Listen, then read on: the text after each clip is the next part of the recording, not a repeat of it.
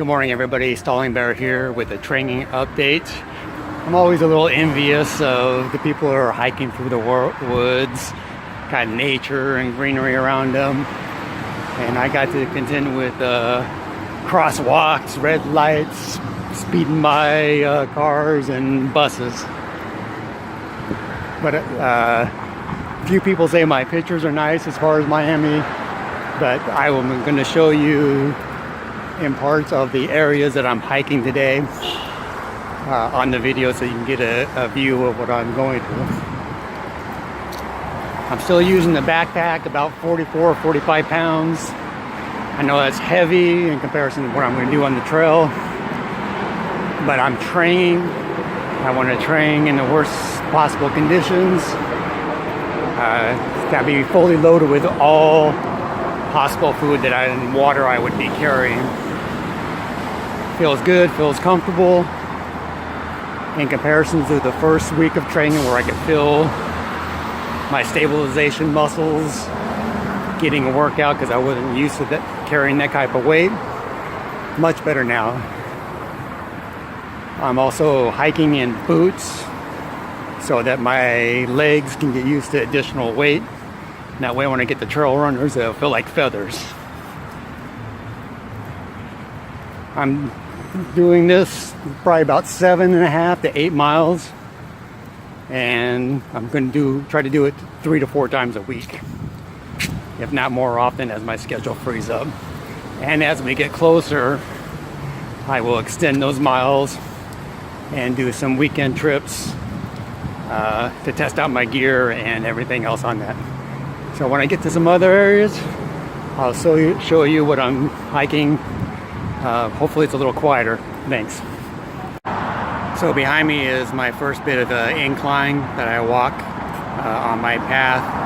It is the pedestrian bridge going over US 1, where US 1 and I-95 merge. It's about the best incline that I have until I get to the Biscayne bridge.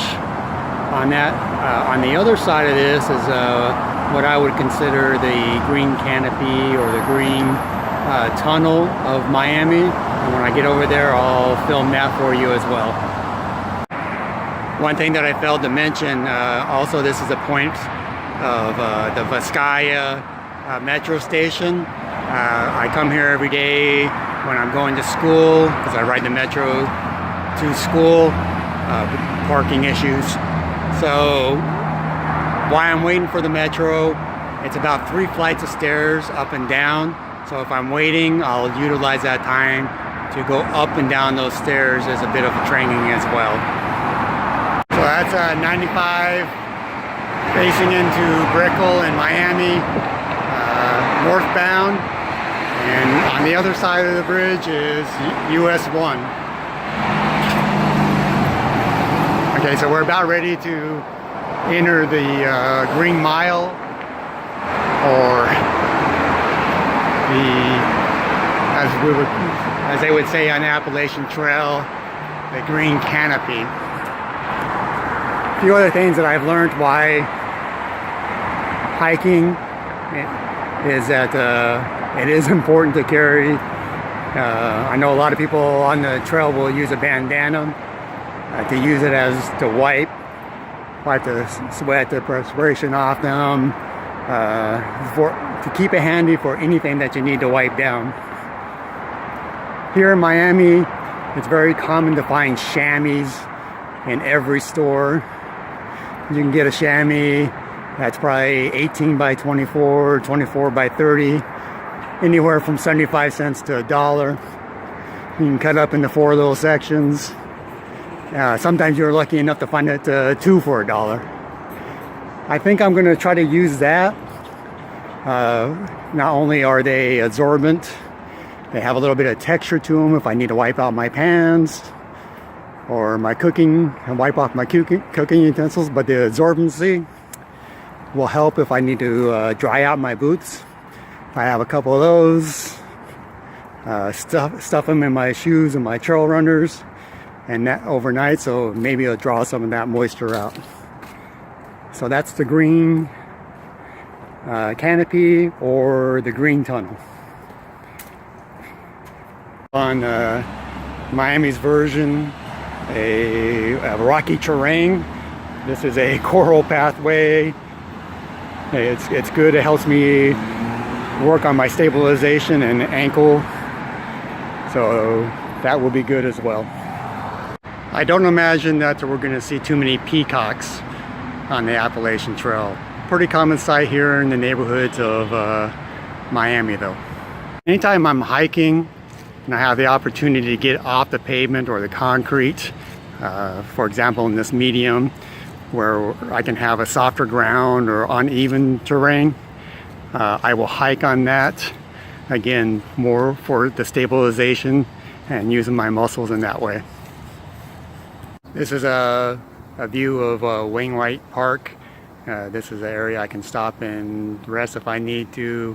Usually I do so on the way back, using some videos from this location. It also gives me an opportunity to get some water before I continue on, because the rest of the area is pretty exposed. There are facilities along the way, but other thing I did is I started bringing a hat too. Even though I've never been much of a hat person, even all the way through the military, it's good to block the sun. So continue on later. This is the last bit of shaded area. This is right outside of Wainwright Park. You can see a lot of people use this area for exercise, biking, running. If you go the full loop, it's like 3/4 of a mile, so it's something you can use to measure. And with the canopy, it's pretty well shaded. As you can see, it's a little bit brighter out here. This is the entrance into Biscayne.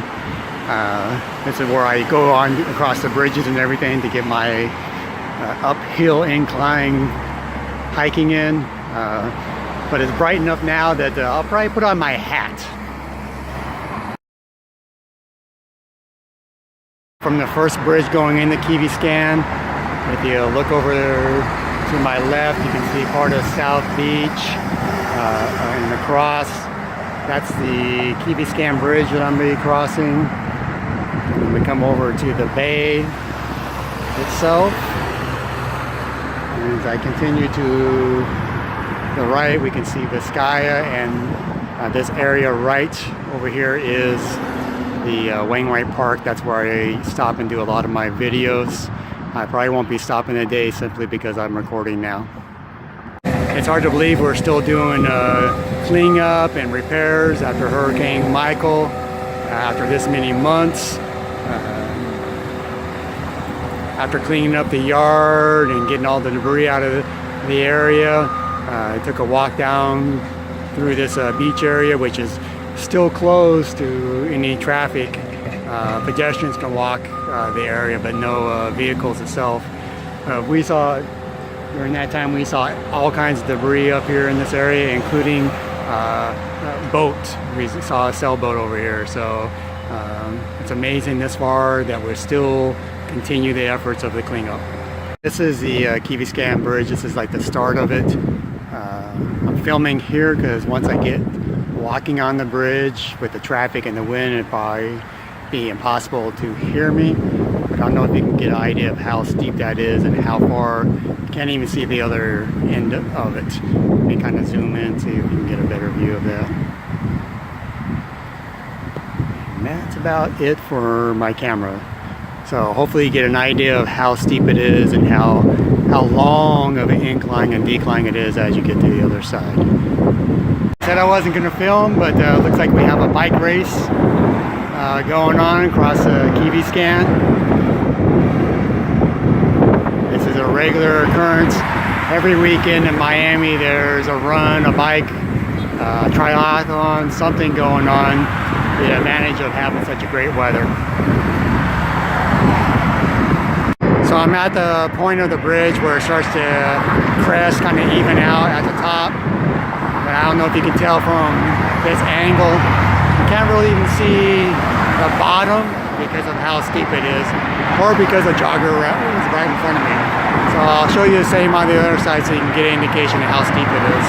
Okay, same thing on this side. It's probably not as long as a incline or decline. but still you cannot see the bottom of it, so it gives you an indication of how steep and how long it is. Okay, now I'm down off the bridge, and coming off the bridge reminded me that not only am I training my muscles and to carry the weight and for the endurance over a long hike, but I'm also experimenting with different combinations of shoes, socks, sock combinations to see what works best for me as well.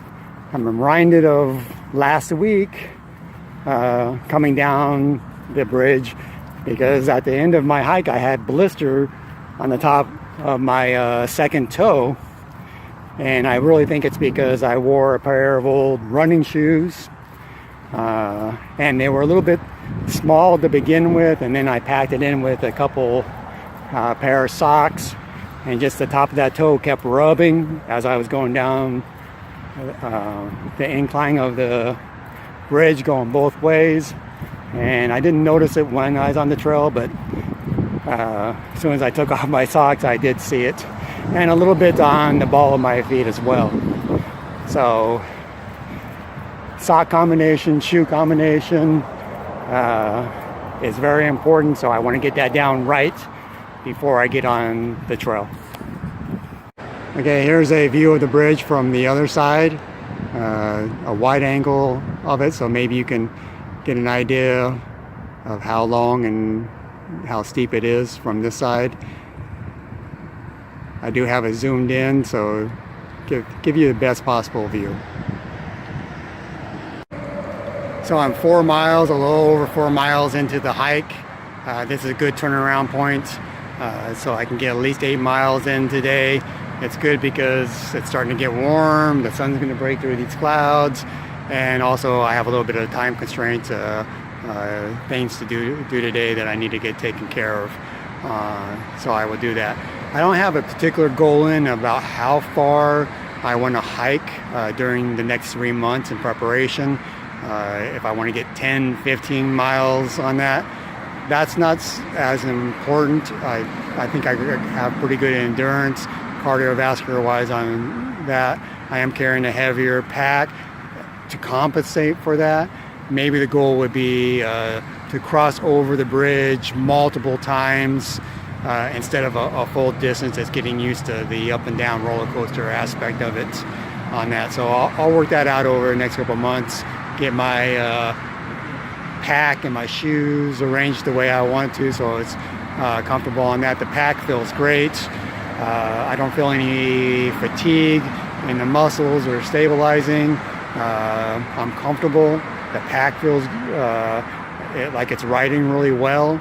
Everything's being transferred into my hips, so no issues with that. I don't know if I'm going to say anything else on the way back because you've seen everything.